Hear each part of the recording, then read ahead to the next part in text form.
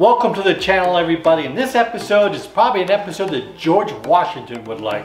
So, what does that mean? We're doing cherries. Two ways. And you know, we just picked these yesterday. Fresh cherries. I figured we gotta do something cherries for this episode. So we're gonna make refrigerated cherry jam and cherry sorbet or sorbet. Stick around, I'm gonna show you how.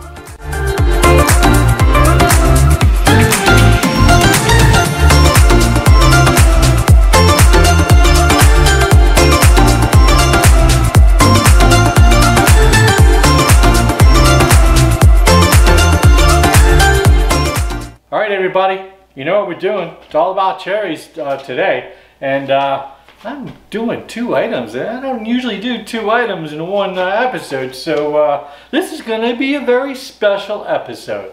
And you know, since we're get the George Washington theme going on here with the cherries and all that, let's do some business right out of the gate. And this episode is everybody, all you Navy sailors out there, past and present, with the last name Washington. This episode is dedicated to you.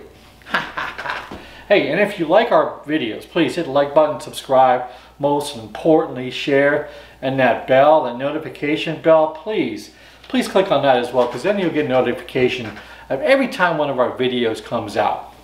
All right, business is done. We know what we're doing.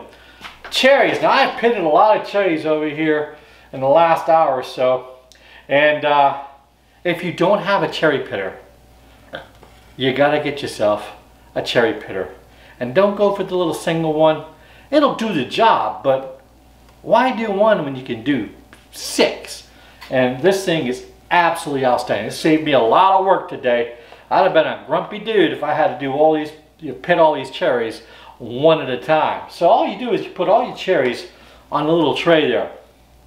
Put the tray down. Give it a little press. All the pits come out to the bottom. And the cherries get left. Make sure you check though that the cherry actually did come out.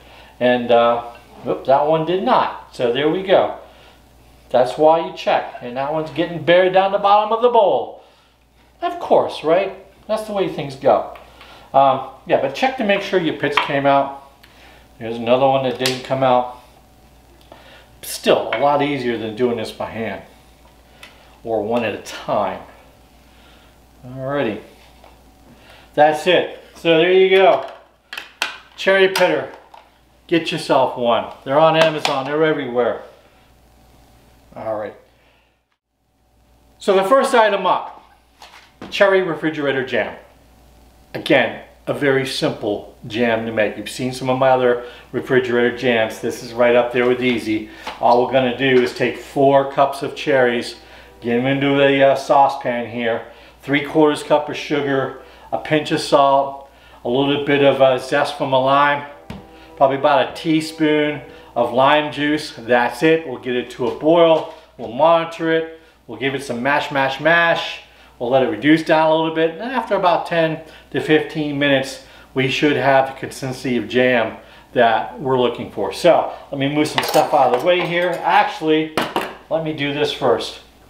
I'm gonna go ahead and roll this lime up a little, and I'm just gonna go ahead and take the zest and go right into my cherries here. And I'm probably gonna zest about, I don't know, teaspoon, maybe half teaspoon, maybe half of the lime. That's what I'm going to do. Yeah, it looks pretty good in there. Don't need a lot. Extra flavor here. Cut this in half. Now I'm going to move things out of the way. Got my little juicer here. Get my pan over here, and we'll get this in the pan. We'll get going. Okay. Cherries in the pan, sugar in the pan, lime juice about to go in the pan,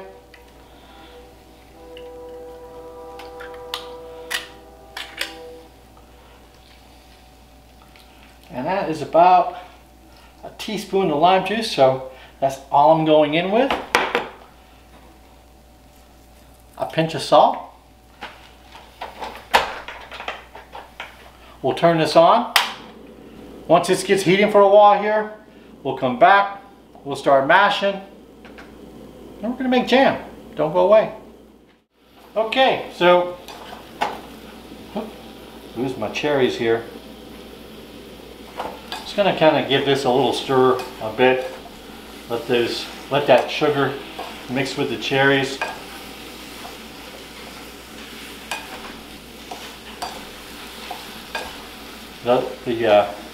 The liquid in these cherries will start releasing any second here, and I lost another cherry. I don't want to cook these on high.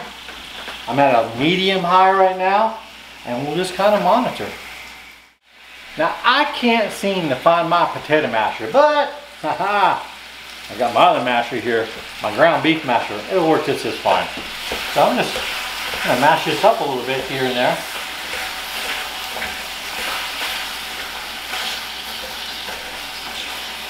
Already looking good. And we'll just keep coming back to this every minute or so and keep monitoring. Okay, so we're about 3.5 minutes in. It's looking really good. We're not at a total full boil. We're at a nice little medium to medium high heat here. And we're taming this. It's not boiling over. It's looking really good, and probably a matter of 10 more minutes and we should be looking pretty good. Okay, I want to add that I actually found my potato masher. I'm going to give them another mash here. And wow, this smells so good. Now as we get closer to what I think done time is going to be, we're going to have to check the jam to see if it's set up enough or reduced down enough so that we can actually take it off and cool it down and put it in some jars.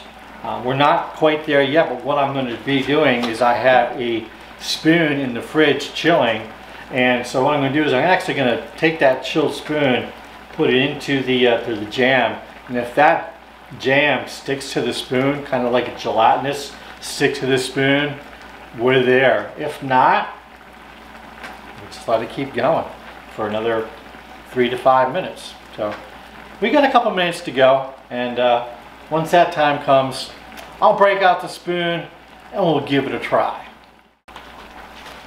No pectin needed for this refrigerator jam. As you've seen in my other videos, we're just using the natural sugars and the fruit itself, its natural pectin, to do all thickening. So, if we were making a jelly and straining out the juice, then we would probably need some pectin. But since we're making a jam and not a jelly, we're not going to have to do that. We're getting close. It's I think we probably got maybe 1 more minute to go here, and as you can see, it's really thickening up well. It's breaking down well. The color is magnificent. The flavor is crazy good. And so I think within the next 45 seconds we're going to be checking for the correct consistency.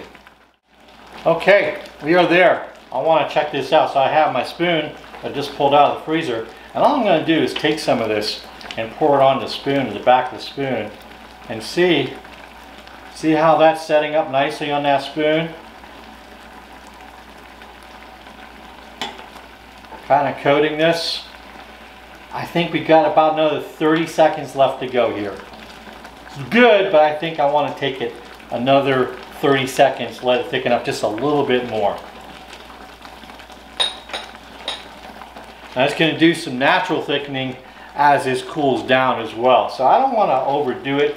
And if I end up a little short, say I go to get this out of the fridge tomorrow, and I go to spread some on some toast and it just seems a little thin, you can just put it back on the heater, heat it up for another 5 minutes, and it'll reduce down some more. Well, another 30 seconds has gone by, and let me go ahead and try this out. I'm not even pouring it over, and it's sticking onto this spoon even better than it was before. So I think we're there, and I think I'm going to call it. So all in all, I think we're about We went to about 20 minutes on this. Let me see, yeah, 20 minutes. Okay, the flame is off, and I'm gonna get some things out of the way here. Do a little bit of house cleaning, or at least make some room for me to take some of this and ladle it into my little jelly jar here, and we'll get this jarred up. Well, let's go ahead and get this jarred up here.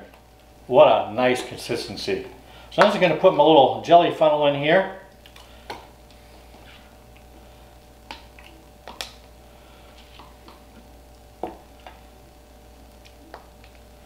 That looks good for that one. Set that one to the side. Get my other one filled here. And by the way, I did clean these. Okay, so there we have it. We've got a jar and 2/3 full of jam. I'm going to let these cool down now at room temperature for a good while, and just keep these lightly open, or might even put them in the fridge, who knows. I'm going to let them cool down, and then we'll put them in the fridge overnight. Tomorrow morning we'll get up, we'll see how they thickened up, we'll get it on some toast. I think it's going to be really good. You know, I could try it right now. In fact, I think I will. Let me give this a try. It's going to be hot, but get the heck out of Dodge. I'm not going to say anything more till tomorrow when we put this on some toast and you see how it thickens up, but well, you see the eyes. Stick around, I'll be right back. Okay, on to round 2 of our little cherry palooza we got going on today, and now we're going to head on to the sorbet, the cherry sorbet or cherry sorbetto. What do I have? I've got 2 pounds of pitted cherries, and I've got some dark sweet cherries and I got some light sweet cherries, and both are delicious and deliciously sweet. I also have a half a lime here. We're going to probably get about 3 teaspoons of lime juice that we're going to need, and I have some simple syrup that I made. Simple syrup is very easy, 1-to-1, 1 cup of water, 1 cup of sugar. I bring that to a boil, make sure all the sugar dissolves, and then I go ahead and I let that cool down a bit. What are we going to do? These are going to go right into my food processor here, if I don't spill them all over the place. And then I'm going to put the top on, and I'm just going to puree the heck out of these. Okay, so this is pureed up enough to where I want to go ahead and add about 3 teaspoons of lime juice. I'll give it one last pulse.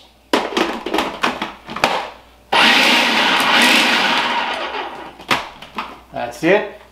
So I'm going to go ahead now and sift the skins out and any pulp that may be left, and try to get mostly juice into here. So that's a pretty simple thing to do. Into this sieve. I wish I had my larger sieve. I messed it up when I was roasting coffee. I don't know if you saw that episode, but I nicked one of the grates on my sieve on the burner and just ripped it open. It's like, it was old though. Alright, so I'm just going to do is push this through, get all that good juice out of here, and what's left behind will be the skins, and that's it. Just going to kind of keep pushing this through. Okay, now that we have the cherries pureed and strained, now we need to add our simple syrup. And I'm not going to go in with it all in one shot. I'm going to go in with about half, give this a good mix. Then we're going to use the egg method to see if we have the correct density. We're going to simply take a washed egg and put it into our mixture, and we should have about a nickel-sized exposure of the egg on the top. If it's not exposed, then we're going to go ahead and put some more simple syrup in.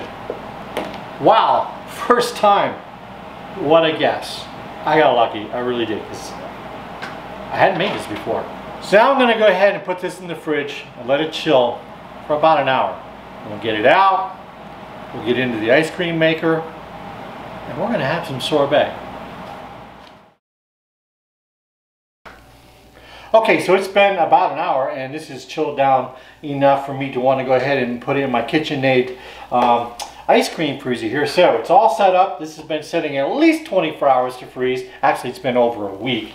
And I'm just going to go ahead and pour the entire mixture in. Raise this up. Put this on low. And this is going to take about roughly 20 minutes to freeze up the consistency that I'm going to want to take it out. It's going to be kind of loose, kind of like almost soft serve quality. So I'll probably take this out, get it in another container, put it in the freezer, let it firm up for about another hour, and then we'll go ahead and give it a try. So right now, we're just going to let it run at least for the next 15 minutes, probably 20 minutes. Let it freeze up, and we'll come back. Welcome back, everybody, and it's been 20 minutes and it's thickening up fairly nicely.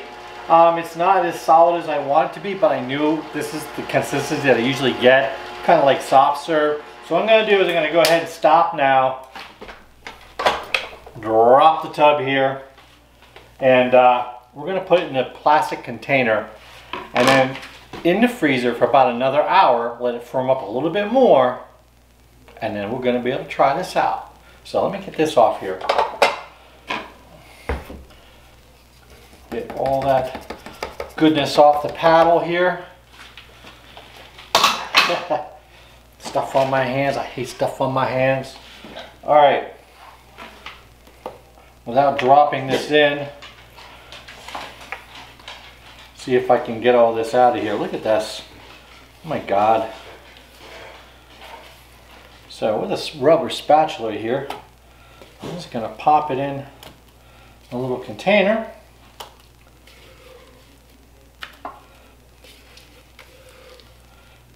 I may taste it. Give it a little test.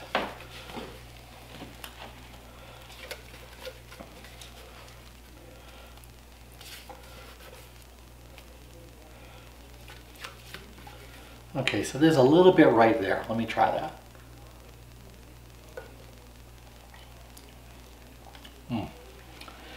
I'm not saying anything.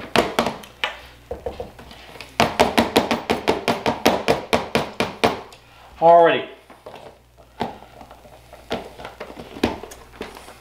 Put the top on there, in the freezer. We'll come back in an hour, a second your time, and we'll give it a try. Moment of truth time. Cherry sorbet is looking good. The cherry jam is looking good. Actually, they're both looking outstanding. Now let's give them both a try. And the sorbetto, wow, look at that. That's sat in there for about 2 hours. And wow. Feast your eyes on that. Let's give this a try.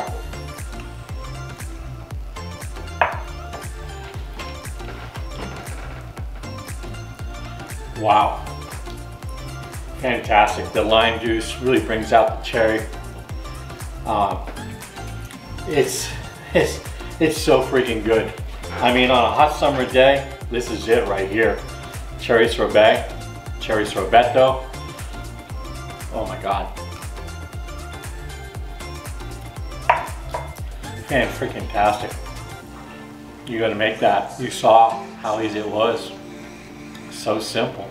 All right, let's go in and let's try some of this jam, and look at that, the consistency, absolutely perfect.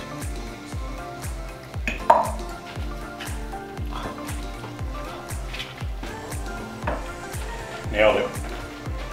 You gotta make this. It's cherry season. Sorbetto, jam, get them cherries. The season doesn't last long. And hey, you saw how easy it was to make all this. And you gotta do it. You really do. Anyways, If you enjoyed this video, please hit the like button, subscribe, and most importantly share it right over there. Why go ahead and hit the logo. It makes it so much easier to subscribe to the channel. So, until next time, thanks, and we'll see you.